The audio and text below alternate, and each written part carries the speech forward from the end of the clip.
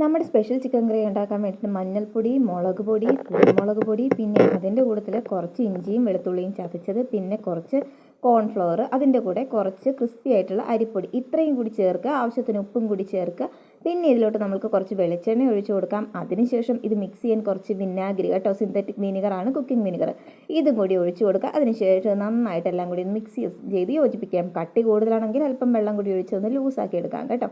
അപ്പോൾ ഇതെല്ലാം കൂടി നന്നായിട്ട് മിക്സ് ചെയ്ത് യോജിപ്പിച്ചിട്ട് നമുക്ക് നമ്മുടെ ചിക്കനിലോട്ട് നന്നായിട്ട് ഇത് തേച്ചങ്ങ് വരഞ്ഞു വെച്ചിരിക്കുന്ന ചിക്കൻ ആയിരിക്കണം കേട്ടോ, എങ്കിലേ മസാലയൊക്കെ നമ്മുടെ ലെഗിൻ്റെ അകത്തോട്ടൊക്കെ പിടിക്കത്തുള്ളൂ. അപ്പോൾ അതിന് വേണ്ടിയിട്ട് എല്ലായിടും നന്നായിട്ട് തേച്ച് പിടിപ്പിക്കാം.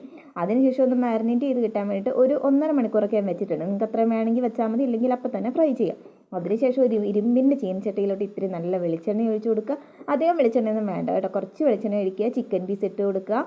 അതിനുശേഷം അതൊന്ന് ജസ്റ്റ് വേണമെങ്കിൽ അടച്ചു വെച്ച് നിങ്ങൾക്ക് വേവിക്കാം. ടേസ്റ്റ് ചിക്കൻ ഫ്രൈ റെഡിയായി കേട്ടോ.